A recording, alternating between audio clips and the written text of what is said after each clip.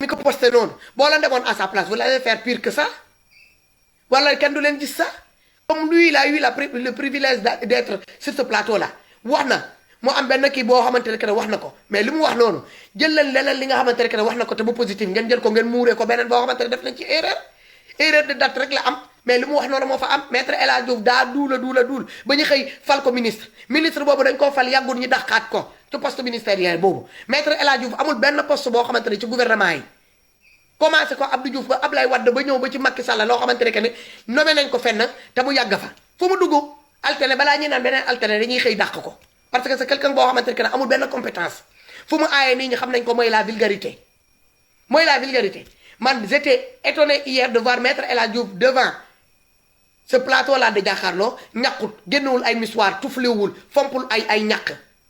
donc face à ces genres de personnages bu amee ku mel ni un jeune de Djibril Diagne mu dem di ko affronter sur un plateau de jàkkaarloo ma gis ñi xëy di ko poster parce que y a un petit truc ñële di ko naan ni que c'est lui le traître moom moo nekk di jaxase arrêtez te yéen mii di wax loolu yépp amul leen ci dara lu leen ci leer ay nit ñoo leen di woon na leen lii ak lii ngeen gëm ko vous n'êtes pas aussi clair que ça arrêtez yàllaay waxal vous xam ngeen seen bopp yéen ñii di poster nii ci Facebook vous les soi-disant que yéen a ngi ànd ak président Ousmane Sonko di ko jéem a défendre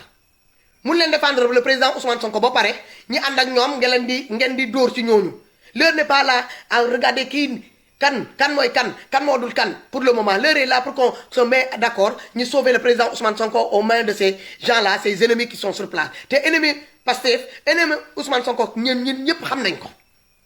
donc pourquoi prendre un coordinateur boo xamante ne mi ngi dans son secteur mi ngi ciy liggéey mi ngi def lu mu mën il a été invité sur un plateau de télé pour la première fois ñu gis ko mu toog ci plateau de télé mu wax benn erreur bu daw ngeen commencé di ko posté ma gis ni que keneen ke dinaa ne que ni waxoon naa leen kii mooy parce que dëgg naa ci benn live suñu benn mbokk buy naa ne que ni kii Ousmane Sonko ñi ko trahir ci ay éléments am yi nekk autour de lui ñoo ko trahir te ki ko trahir bu ko Ousmane Sonko woowee dina ko jox tur bi dëgg ngeen ko fii ci ay live dëmb xaw ma barki dëmb ñu ne déet dëmb ci guddi le gars là Ousmane le gars Djibril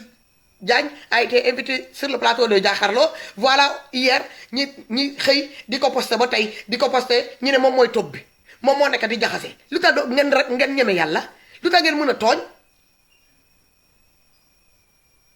lu tax ngeen ñeme yàlla lu tax ngeen mën a tooñ c'est quoi ce connerie là on se bat pourquoi on se bat pour l'injustice en même temps ñuy commettre injustice à la fois on veut défendre Ousmane Sonko mais à la place il faut qu'on trouve quelqu'un qu'on va mettre à la place de Ousmane Sonko lii mooy lan soyons logiques s'il vous plaît xeex bi ni ñu ko commencé rafet na ñëpp ñu commencé naw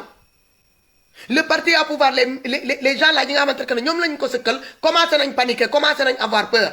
donc suñu commencé di ñun ñii suñu jëmmu bopp ñu commencé li ñu xàccandooroon bëggoon koo dóor suñu noonu buñ jëlaat encore même dóore yooyu di ko delloo si suñu bopp day mel ni que ne échec la te ni ngeen ko commencé nii rafetul ce gars là yéen mi ko posté yéen ñi ko defaral ay poste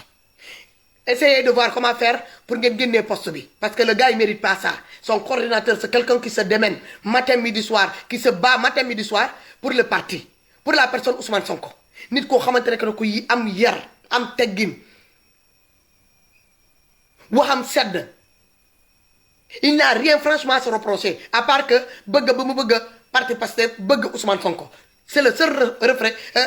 kii reproche bi ngeen ko mën a def loolu lañ ko xamal qui l'a côtoyé parmi vous qui l'a posté là depuis hier da ngeen ko mës a décrocher vous le connaissez en personne da ngeen xam moom mooy kan qu'est-ce qu'il est en train de faire dans le parti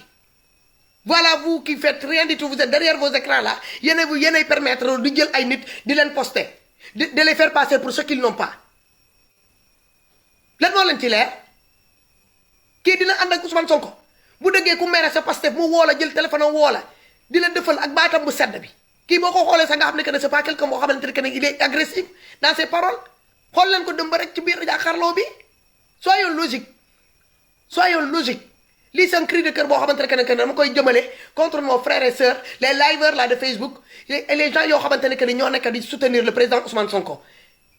bu leen bëggee jàppale Ousmane Sonko en même temps ñi ànd ak yéen di jàppale Ousmane Sonko ngeen di xool ci biir ñan ngeen di jël di leen jéem a étiqueté loolu nag mooy défaut sénégalais day xàmmee cible am topp ko ba mu ci biir mu bàyyaat ko mu ñëw mu xoolaat encore ku ko kenn koo xamante ne kooku la koy langal c'est quoi ces conneries là ces postes là m'a pas plu mun naa fi toog di tudd ay tur mais bugguma tooñ mais gis naa seen postes yi vous les gens qui ont fait des postes là sur ce Djibril Diagne la génnee leen seen postes yi te ngeen ragal yàlla génne leen seen postes yooyu yi bon yooyu ngeen bind sur le dos de ce jeune là te ngeen ragal yàlla ma jàll ci foofu